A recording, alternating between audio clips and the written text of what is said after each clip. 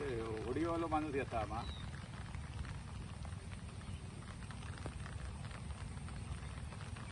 आता नाही तिकडून तो पूल होता तो मागच्या वर्षी वाहून गेला. काय परिस्थिती आहे आता नक्की त्या लोकांची? आता इथल्या पंदूर ग्रामस्थांची म्हणजे खास करून पंदूरचे जे शेतकरी वर्ग आहे त्यांची पंदूर आणि पावशीला ही कमीत कमी 100 कुटुंबांची शेती तरी ती बामाडा आणि पावशीला आहे आणि त्यांना आता सध्या शेतीसाठी जा येण्यासाठी एवढी कठीण परिस्थिती आहे की जीव मुठीत धरून ते पलीकडे जात आहेत आणि आपली शेती कशा प्रकारे तरी करतायत.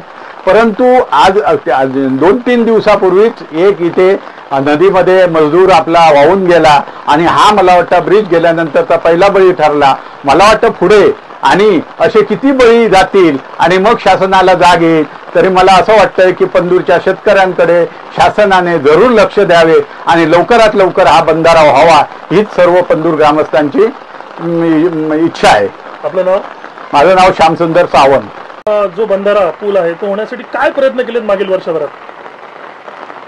गेल्या वर्षी 23/9/2024 रोजी अतिवृष्टी झाली आणि त्या अतिवृष्टीमध्ये पंदूर गावातील जे हे पूल आहे बंधारा तो वाहून गेलेला आहे.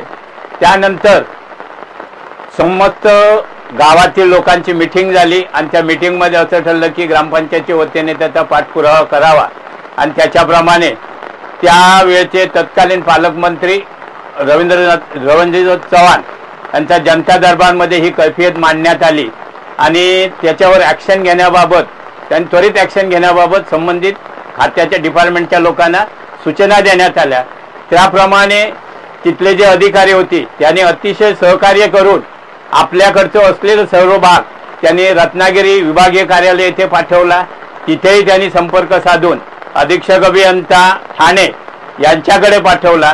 प्रत्यक्ष स्वतः मी जाऊन ठाणे, पुणा, नाशिक या सर्व कार्यालयामध्ये प्रत्यक्ष जाऊन भेट घेऊन अधिकाऱ्यांना विनंती करून त्यांनी अतिशय सहकार्य करून त्यांनी हे प्रकरण परत त्यांच्या नियमाप्रमाणे डिमांड नोट वगैरे असा जो भाग असतो ते सगळं परत या ऑफिसकडे परत पाठवलेलं आहे आणि त्यानंतर रत्नागिरी विभागीय कार्यालयाने ते मंत्रालय लेवलला संबंधित खात्याकडे पाठवलेलं आहे.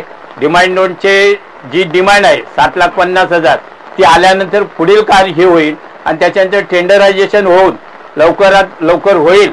ह्याच्यासाठी आम्ही गावातले सर्व लोक माननीय या जिल्ह्याचे पालकमंत्री नितेशजी राणे यांच्याशी नितेशजी राणे साहेबांशी संपर्क साधून आमची कैफियत मांडणार आहोत आणि त्यांच्याकडनं पूर्ण सहकार्य मिळेल आणि या भागाचे आमदार निलेशजी राणे यांच्याशीही संपर्क साधणार आहोत आणि या गावातील शेतकऱ्यांचा जो प्रश्न आहे तो लवकरात लवकर सुटला पाहिजे.